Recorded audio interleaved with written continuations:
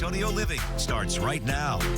Hey, good morning, everybody. Welcome to San Antonio Living. I'm Shelly Miles. The devastation and heartbreak from the Texas floods is affecting everybody. And because we're so close to it, a lot of you have a direct link to the tragedy. So this morning, we've got some gentle thoughts for you if you are uncertain about how to best lend your support. Etiquette, you know, is all about compassion and kindness, and this is the time to step it up. Our etiquette expert, Diane Gottsman, joins us with more. It's good to see you.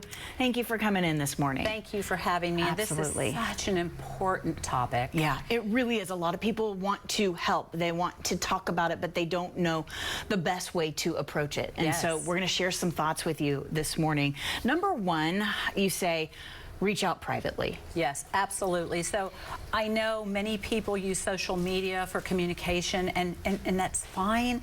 But under these circumstances, if you know someone, reach out to them. They want to hear your voice. Leave them a voicemail. Even if you text them, if you can't reach them, just let them know you're thinking of them. Absolutely. So reach out privately. Don't expect them to respond, and it's okay to even say, hey, I want you to know I'm here for you. Yes. You don't need to respond. That's right. That's but right. I am here, right? Just letting them know. And you know, if you are someone that is being reached out to, it's not necessary to respond. Right. Just take it. You know, accept it. It's that helping hand. You know, it's that touch. Okay.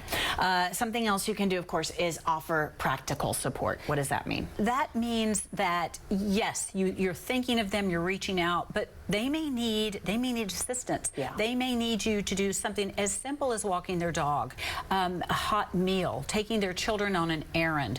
So if there's something you can do, offer it physically. Okay, good tip. Respect the dignity of survivors. Very important to mention. So there are people with very strong opinions on what has happened, but please, during this very tender time, watch what you say on social media. Yeah. And if you see something, you can skip it. You don't have to respond. You know, venom creates venom. And we want to stay focused on compassion and grace and dignity and support, and take anything that is toxic out of the equation. So watch the way that we speak on social media. Absolutely.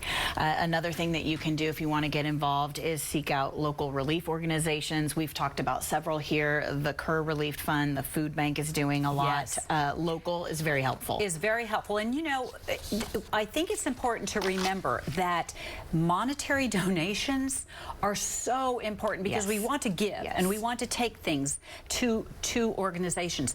But look and see what they need, or give money, even if it's a tiny amount. And the reason I say this is because they can buy what they need, because what they need today may not be what they need tomorrow. So it gives them some freedom to purchase. Another thing to remember too is be proactive. Start to think about things that you can do that might not be directly related, like getting your hands dirty and picking things up, but donating blood, a great option. Donating blood, and think about even situations that don't just directly affect the flooding situation, but now there is going to be schools and teachers that are going to need supplies, and there is going to be people that aren't directly touched but are touched in the community, churches. So I think that it's important, you know, fostering pets. Yeah, there are a lot of ways to help, and all we need to do is just watch and look and search, and we will find someone and something to do that we can reach out and make a difference. Absolutely. We kind of touched on it a little bit, but I think it's so important that we can mention it again in another way to make sure everyone understands. Avoid social media rants. Yes. You know, social media is wonderful, and it can really serve a wonderful purpose, but even when you see something and I am really to the point where I feel like if this is the kind of character one shows under this type of diversity, feel free to delete them, feel free to block them, feel free to silence them, you know, not to be aggressive and contrary, but to to make yourself feel more peaceful. Yeah. You know, we really need to come together and support each other, and you don't have to jump in the fray. Even if you see something and disagree with it, stay off. Just don't jump in the fray. You mentioned this. It is a long-term situation. It's going to be ongoing. Yeah. There are going to be students that don't show up to school when school starts, and so you do want to remember teachers, other students in the area, so many others affected. We're all affected. We see it. You know, imagine, even if you don't have a direct link, this is something that's going to influence us for a very long time, and children aren't going to understand.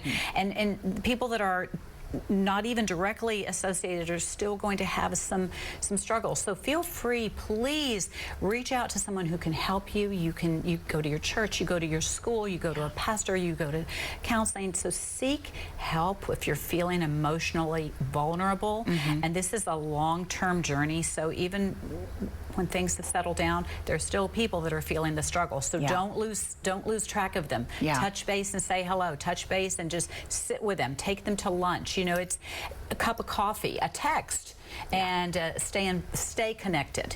Always good to see you. Thank you for coming in this morning and talking about this with us, guys. If you've got questions, you can check in with Diane Gottsman. She is our etiquette expert here in San Antonio with the Protocol School of Texas. You can visit protocolschooloftexas.com and be sure you're following on social media for more information at Diane Gottsman.